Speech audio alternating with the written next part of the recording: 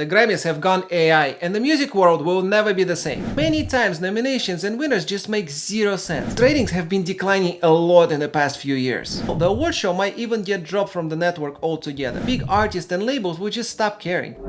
What's up, music lovers? This is Alex. Welcome back to my channel. Today we're not just talking through the 2024 Grammy nominations, we're also giving a big shout out to our friend AI. That's right, the Grammys have gone AI. But I think there is a reason behind it, and I will share my thoughts with you all in this video. There are a lot of YouTube channels that are covering Grammy nominations, but what's interesting to me is the allowance of AI technology. The Grammys are known for being ruled by boomers, and many times nominations and winners just make zero sense. But I think this year it's finally changing. Well, hopefully.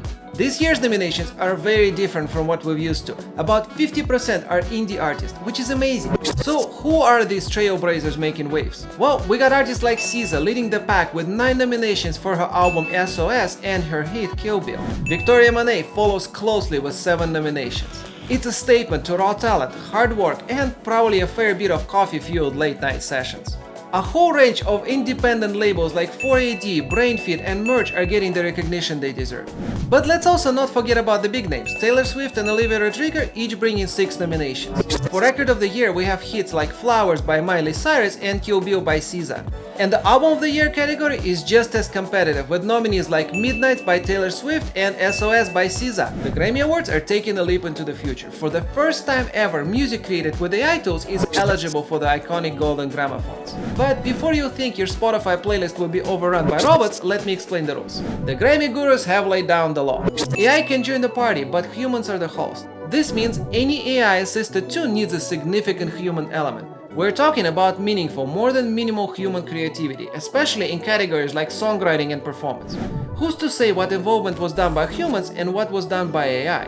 And how it can be determined what is actually a fair amount and what's not? But we'll find out sooner or later, but at the moment it's not very clear to me. So here's my take on this. To me, it feels like the Grammys have completely lost their audience, and no one is really watching or paying attention to them at all. And it makes perfect sense. Why would someone sit through all the nominations and wait to see their favorite artist perform when you can just log in the next day and see all the recaps all together?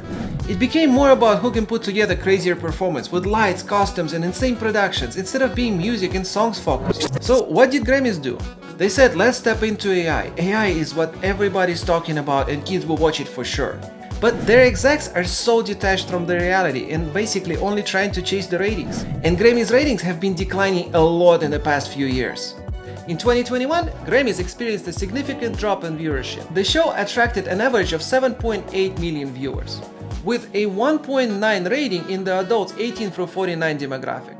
This was half of the audience from the 2020 edition, which had 18.7 million viewers and 5.4 rating.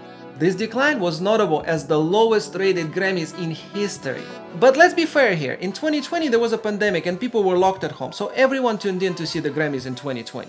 But the 2022 Grammys continued the trend of declining viewership, although it did slightly better than 2021. The ceremony settled for 8.8 million total viewers across multiple platforms, a decrease of 10 million viewers from the previous year's telecast of 18.8 million total viewers.